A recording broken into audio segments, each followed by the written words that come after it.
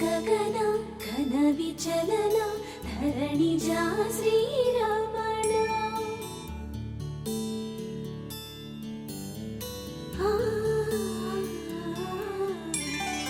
మధుర వదన నళిన నయన మనవి వినరా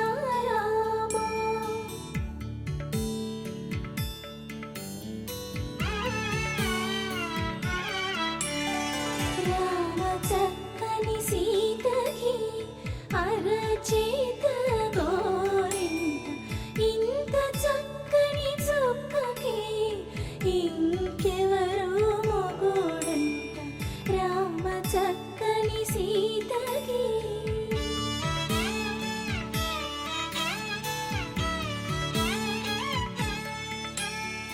పుడతవి పునవేలు విడిచిన పుడమియల్లోడు రాముడే ఎడమ చేతను శివుని విల్లును ఎత్తిన రాముడే ఎత్తగలడా సీత జడను తాళి కట్టే వేళలో రామ చక్కని సీతకి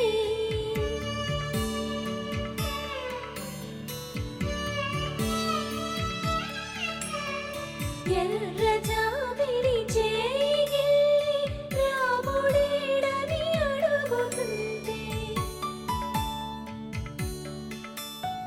చూడలేదని పెదవి చెప్పే చెప్పలేమని కనులు చెప్పే నల్ల పూసైనాడు దేవుడు నల్లని రఘురాముడు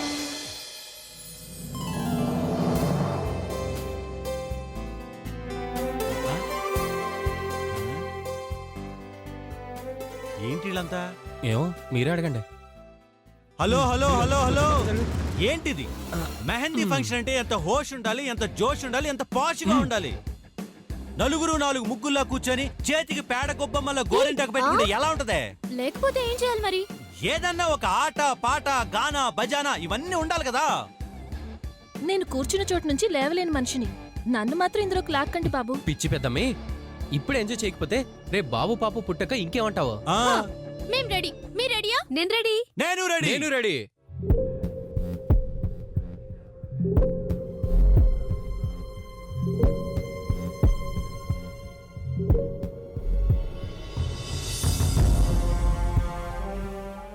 నువ్వేంటే ఏం మాట్లాడావు? ఎక్కడ ఆలోచిస్తున్నావు? బావ గుర్తొచ్చాడేమో. ఇప్పుడు ఆ దరిద్రుడి పేరు ఎందుకు తెచ్చా?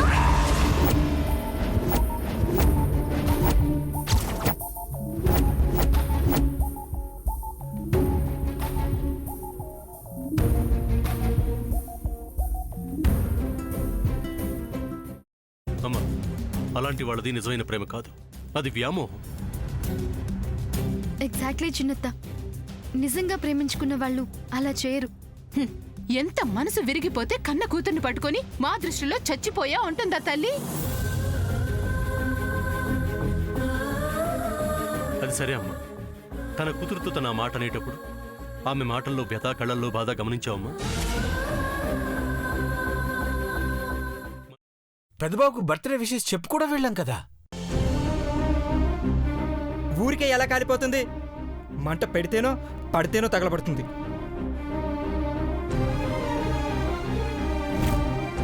కరెక్ట్ చిన్నబాబు, నీకొచ్చినట్టే నాకు డౌట్ వచ్చింది.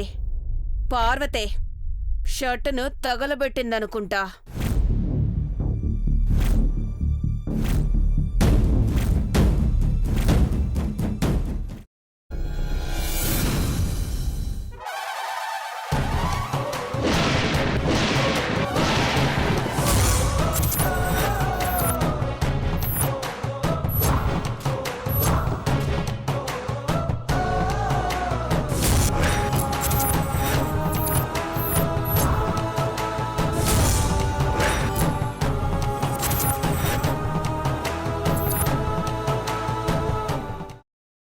తర్వాత పొట్టు తీసేసి చాప్ చేసి పక్కన పెట్టుకోవాలి.